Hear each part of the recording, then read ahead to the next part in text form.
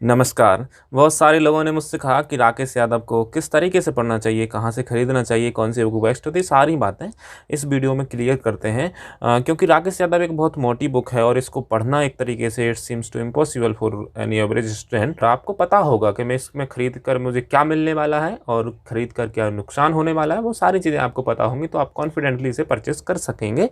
तो just 2-3 minute का video होगा इसे खरीदने से संबंधित। उससे पहले आप देख लीजिए, उसके बाद आप खरीदने जाइए। चलिए आप स्टार्ट करते हैं।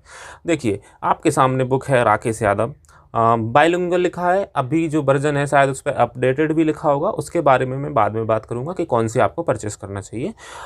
इसके बाद इसमें लिखा है 1999 से 2020 तक के क्वेश्चंस, जो कि इसमें नहीं है। हाँ, क्योंकि ये एडिशन जनवरी 2020 में पब्लिश हुआ था, इस वजह से इसमें 2020 के क्वेश्चन नहीं है, जबकि CGL 2019 का जो एग्ज़ाम है वो 2020 में नवंबर में हुआ था, तो ये थोड़ा सा आपको समझना होगा। बाकी उसके बाद यहाँ 9700 प्लस क्वेश्चन लिखे हैं, वास्तव में होंगे, इसके में कोई दो राय नहीं है, राकेश यादव सर के द्वारा लिखी गई है। ठीक है, चलिए बात करते हैं बैक कवर की। बैक कवर में ये सारी चीज़ें उनका एडवर्टीजमेंट है। उसके बाद यहाँ रेट की बात करते हैं। रेट में लिखा है 590। स्टेशनरी पे आप चाहते हैं तो 30% होता है, जो आपके सिलेबस वाली बुक्स होते हैं उन पर लेस करते हैं, और 20% कॉम्पिटिशन वाली बुक पर लेस करते हैं। तो अगर 590 का 80% निकाल आ जाए तो ये कम से कम 472 रुपये के करीब जो है पहुँचेगा अमाउंट। तो इस अमाउंट में अगर आपको ये बुक मिल रही है तो आप ज़रूर परचेस करें। अब थोड़ा 10-20 रुपये ऊपर नीचे हो जाए लॉकडाउन की वजह से तो वो आपको देखना होगा। बाकी ऑनलाइन परचेस करने के लिए जो बेस्ट साइट होगी उसे मैं अपने डिस्क्रिप्शन में मेंशन करूंगा, क्योंकि मैंने देखा ऑनलाइन एक 530 रुपये की है बुक, जो कि 2018 का एडिशन है, और एक 429 की है, एक 472 की है। अलग अलग टाइप की बुक्स हैं, क्योंकि सेलर अलग अलग होते हैं तो वो अपना रेट चेंज करते हैं। तो इस वजह से आपको बिल्कुल ज़्यादा इधर उधर घूमना नहीं चाहते, अगर आप डायरेक्टली परचेस करना चाहते हैं तो go through the link which is given in description. So ये देखिए 1410 पेजेस इसमें आपको मिलेंगे। ये इसका रहा लास्ट पेज और ये इसका बैक कवर। तो 1410 पेजेस। अब अगर आप मेरी लिंक से जाकर ख़रीदना नहीं चाहते, कहीं और से देखते हैं, तो देखिएगा 1410 पेजेस से ऊपर होने चाहिए। क्योंकि अब अगर लेटेस्ट एडिशन अभी तो आया नहीं है, जब भी आप इसे देख आएगा तो उसमें ज़्यादा बढ़ जाने चाहिए। यहाँ जो लिखा है 6th एडिशन, और ये लिखा है 2020 में। मैं आपको पहले ही बता चुका हूँ जनवरी 2020 है। जनवरी उन्होंने इसलिए नहीं लिखा क्योंकि ये ताकि वो 2020 में जितने एग्जाम्स हुए उनको कवर करने का दावा कर पाएँ, लेकिन ऐसा है नहीं। जनवरी के पहले के एग्जाम्स के इसमें आपको क्वेश्चन नहीं मिलेंगे, CPO तक मिलेंगे। R/P ई बुक ऐप है, उसमें जो है इस बुक के जितने क्वेश्चन हैं उन सबके सॉल्यूशन हैं। लेकिन ये भरोसा मत करिएगा, ये मत सोच के बैठिएगा कि सॉल्यूशन राकेश यादव सर करवाएंगे तो आपको बुक के साथ राकेश यादव सर के लेक्चर मिल रहे हैं। बिल्कुल नहीं। कोई ऐसा लड़का किसी भी तरीके का जिसने थोड़ी बहुत कंपटीशन की जानकारी है, वो उससे सॉल्व करवा के वीडियो बनवाए हुए हैं। तो कभी कभार आपको ये भी हो सकता है कि उसमें समझ में आए या ना आए, लेकिन फिर भी जो लोग बिल्कुल बेसिक से पढ़ते हैं उनके लिए बहुत ही बेनिफिशियल रहेगा, उसमें कोई दो राय नहीं है।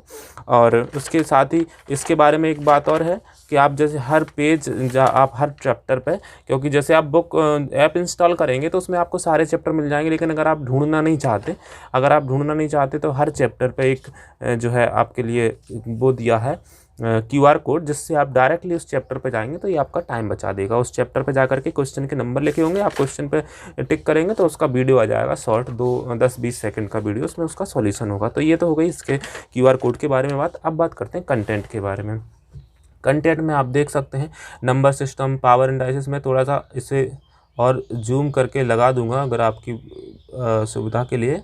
वैसे मैं धीमे किसका रहा हूँ, आप देख सकते हैं। ठीक है, ये सारे इसमें कंटेंट मतलब कुछ छूटा नहीं है, ये तो बड़ा पब्लिकेशन है तो छोड़ेंगे तो कुछ है नहीं। खैर, उसके साथ ही साथ कंटेंट में अब बात करते हैं कैसे दिया हुआ है, उसमें चैप्टर्स में कैसे क्या दिया है। देखिए ये आपका पहला चैप्टर है नंबर सिस्टम, इसको मैं समझा दूंगा, बाकी सब चीज़ें आप अपने आप समझ जाएंगे। पहले क्वेश्चन है इंग्लिश में, फिर वही क्वेश्चन हिंदी में है और उसके ऑप्शन हैं। ठीक, अब आपने क्वेश्चन किया हिंदी में, ये सारे ऑप्शन है, उसके बाद जो है ऐसे सारे क्वेश्चन हैं, और उसके बाद जो है इसके आंसर जो है आपको मिलेंगे लास्ट में। आंसर की सभी के 432 क्वेश्चन है, देख सकते हैं। आखिरी क्वेश्चन जो है 432 है, और आप देख सकते हैं लास्ट में ये 432 का आंसर सी, यानी सबके ऑप्शन दिए हैं, ऑप्शन के आंसर दिए हैं। अब बात आती है सॉल्यूशन की, तो सॉल्यूशन भी दिया है। देखिए पहला क्वेश्चन है, उसके सॉल्यूशन यहाँ से एक्सप्लेनेशन, डिटेल्ड एक्सप्लेनेशन दिए गए हैं यहाँ से एकदम डिटेल में, ठीक है। ये हो गई एक्सप्लेनेशन की बात। उसके बाद दिया ये है कि आप एक्सप्लेनेशन करने के बाद आपको क्वेश्चन कौन कौन से हैं ये देखते हैं। देखिए शुरुआत पहला क्वेश्चन 1999 का, उसके बाद 1999 से आप आगे बढ़ते जाएंगे तो यहाँ देखिए 2002 का क्वेश्चन है, फिर आगे बढ़ेंगे 2007 का क्वेश्चन है। मतलब हर एक ईयर में कवर जो क्वेश्चन है उसको कवर किया। CHSL का भी है क्वेश्चन, MTS के भी क्वेश्चन हैं, सभी तरह के क्वेश्चन है। DO LDC जो CHSL बोलते हैं, इसके क्वेश्चन 2011 के, 2015 CISF के क्वेश्चन है, CGL टायर 1 2015 के क्वेश्चन है। उसके बाद यहाँ 2017 के, ठीक है। आगे बढ़ते जाएंगे 2018 टायर 2 CGL के क्वेश्चन है, ठीक। उसके साथ ही अब देखिए 2018 टायर 2 CGL, 2019 CGL, ये तो ठीक है। ये क्या है 2019 CGL मेंस प्रीलिम्स के क्वेश्चन है। अब बात आती है 2019 CGL मेंस के। हाँ, ये वाला जो है आपने थंबनेल में पढ़ा है, ये वो दिक्कत है। ये जो क्वेश्चन है, क्योंकि मैंने इस बुक को 2019 CGL मेंस होने के पहले ख़रीद लिया था, इसीलिए मुझे देखकर एकदम मैं शॉक्ड रह गया कि यार इनने मतलब पहले ही क्वेश्चन लिख दिए, जो एग्जाम हुआ ही नहीं उसके क्वेश्चन लिख दिए। वो इसलिए लिख दिया क्योंकि उन्हें पता है कि दो महीने बाद एग्जाम हो जाएगा, और 2 महीने बाद अगर कोई बुक खरीदेगा तो वो हमेशा समझेगा कि इस बुक की रिलेवेंसी 2019 के CGL मेंस तक है, जबकि ऐसा नहीं है। ये अगर आपको विश्वास नहीं होता कि ये मैं सही नहीं बोल रहा हूँ तो आप इसको क्रॉस चेक कर सकते हैं। 2019 के CGL मेंस के क्वेश्चन को आप मिलाइएगा, पूरे नहीं मिलेंगे, कुछ तो मिल जाते हैं क्योंकि प्रेडिक्शन भी सही निकल जाते हैं, लेकिन एकदम से पूरा क्वेश्चन नहीं मिलेंगे, ठीक है। तो आप 2019 CPO तक के क्वेश्चन एकदम से सही है इसमें। बाकी 19 वाले मेंस पे अगर आप रिलाई कर रहे हैं तो मत करिएगा, मेरी बात मानिएगा। तो आप उनको आप अलग से करिएगा अगर आप ये बुक परचेस करते हैं। फिर भी तब तक इसका लेटेस्ट एडिशन नहीं आ जाता, ये लेटेस्ट है अभी तक, लेकिन इससे भी नया जब तक नहीं आ जाता तब तक आपको इस पर रिलाई करना होगा, ठीक। अब ये तो हो गई इसकी बात। उसके साथ ही साथ सारे चैप्टर हैं, सभी चैप्टर में इसी तरीके से दिया है। अब बात करते हैं कि ये बुक जो है किन के लिए बेनिफिशियल होगी, किन के लिए नहीं। तो देखिए अगर आप तैयारी में इतने नए हैं कि आप जो है हर क्वेश्चन करना चाहते हैं और आपके पास टाइम है, ये डिपेंड करता है टाइम पे और आपकी प्रिपरेशन के स्टेटस पे। आप अगर बहुत ज़्यादा नए हैं तो आप, और टाइम भी है आपके पास, तो सारे क्वेश्चन लगाइए, कोई बात नहीं, आपका इम्प्रूवमेंट ही होगा उससे। लेकिन अगर समय की कमी है, जो मुझे लगता है हर किसी के पास है, और आप नए नहीं हैं, थोड़ा बहुत जानते हैं, और आपको लगता है पहला क्वेश्चन बहुत ईजी है, दूसरा भी मुझसे जल्दी हो रहा है, तीसरा भी, तो पढ़ने में और सॉल्व करने में जो टाइम लगता है वो टाइम आप बचा सकते हैं। आपको करना ये होगा कि सिर्फ क्वेश्चन पढ़िए, और आपको लगता है ये बन जाएगा मुझसे तो छोड़ दीजिएगा, ठीक है। और दूसरी बात ये भी है कि पहले ये कहा जाता था कि SSC में क्वेश्चन रिपीट होते हैं, और 200 क्वेश्चन अगर आप CGL मेंस में जा रहे हैं तो 30 क्वेश्चन तो ऐसे होते हैं जिनमें आपको आंसर रटे हुए होने चाहिए और आप टिक कर देते हैं। कई सारे क्वेश्चन ऐसे होते थे 20-25 क्वेश्चन जो जैसे के तैसे आते थे, वहाँ इसका बेनिफिट था। लेकिन 2017 के बाद से पैटर्न बिल्कुल चेंज है, एकदम से क्वेश्चन चेंज होते हैं, रिपीटेड क्वेश्चन नहीं आते, तो इसकी रिलेवेंसी ख़त्म होती जा रही है। तो उसके लिए उस केस में क्या करें, उस केस में आप अगर 2005 के जो इजी क्वेश्चन है उनको लगाते रहेंगे तो आप टाइम ही वेस्ट कर रहे होंगे। तो आपको ये करना है, पहली बात तो उस केस में आप ये कर सकते हैं कि अगर आप 2015 तक के 19 से लेकर के 3-4 साल के क्वेश्चन अगर आप कहीं से कंपाइल कर करके लगा सकें तो वो ठीक है। लेकिन फिर भी ये थोड़ा सा मुश्किल टास्क होता है कि हर टॉपिक वाइज क्वेश्चन को कंपाइल करना। तो अगर आप फिर भी इसको खरीद सकते हैं, लेकिन देखिए पैसा तो बर्बाद किया ही है खरीदने में, टाइम बर्बाद ना करें आगे के क्वेश्चन लगाने में। आप शुरू कर सकते हैं इनको पीछे से शुरू करिए।